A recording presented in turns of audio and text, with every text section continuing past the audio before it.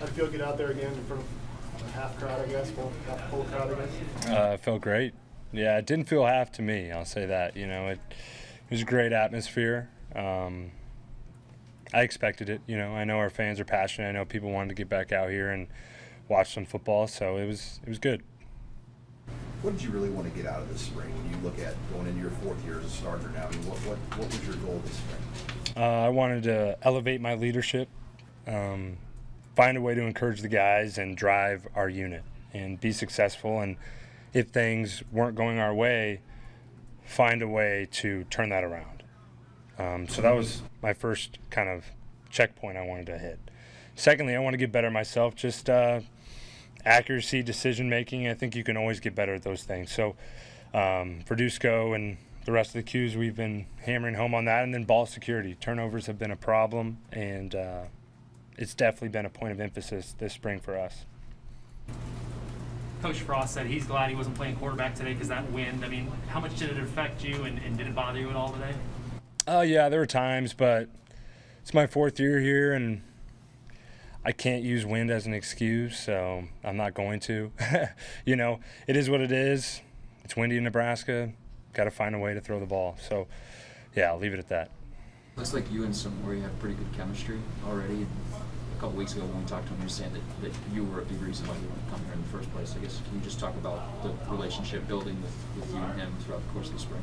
Yeah, well, he's an easy guy to get along with, and a big target who's very reliable. Not saying that anyone else isn't, but it's been easy to gain chemistry with him, and I'm looking forward to continuing on that path. You know, and whether that's off the field or on the field, I think we found ways to get closer as a wide receiver and quarterback unit, and I think Samori and I have benefited from that. How far has Omar come along? You had some nice throws to him today, and just how that's developed this spring between you and him. Yeah, I mean, Omar's a really talented player. I think everyone can see that, and I'm proud of where he's at right now. I'm proud of how far he's come, and I know what he can do and what he's capable of. I think we barely scratched the surface, you know. A lot to be excited about, and I think he's come a long way. What have you seen from your own offensive line and run game this spring? They're physical, and they're passionate about moving guys. Really proud of those guys as well. You know, they've had a really good mentality this whole spring, and I think that's something we've needed, and they've really embraced. Do you?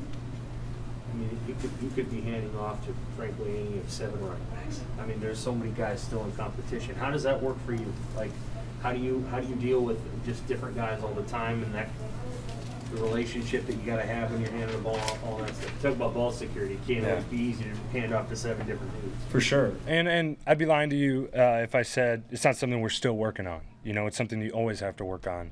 And that kind of comes at the beginning of practice, whether that's before or after, working on exchanges. And you're right, we do have about 7 guys I could hand the ball off to, and I'm confident in each of those 7 guys.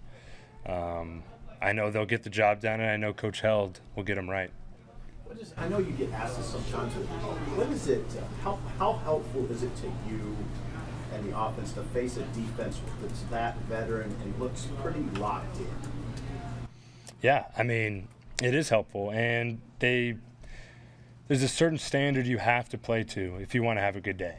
You know, you can't just go out there and just, we're going to lean on these guys and we're just going to throw the ball over here. No, those guys are coming, and they're coming with energy, and if you don't match it, you're in for a really bad day. So they've pushed us to get better each day, each practice, and it's definitely elevated us as a team. I'm not asking you to handicap the backup race, but what have you seen from Logan and Heinrich, you know, this spring, and just how they've come to you maybe with questions and how they've developed throughout it? Yeah, well, I'll start with Masker. You know, I think Masker has been a great leader for our room. I mean, he's one of the most humble and great dudes on this football team, and I think he's been great for Logan and Heinrich.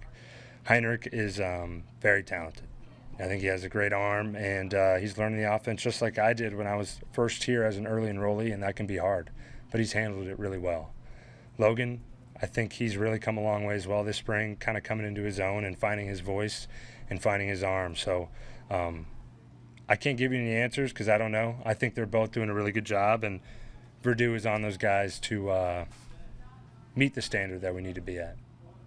Take one more break. With the summer months coming up, how much do you and the other leaders have to step up these next few months and lead this squad?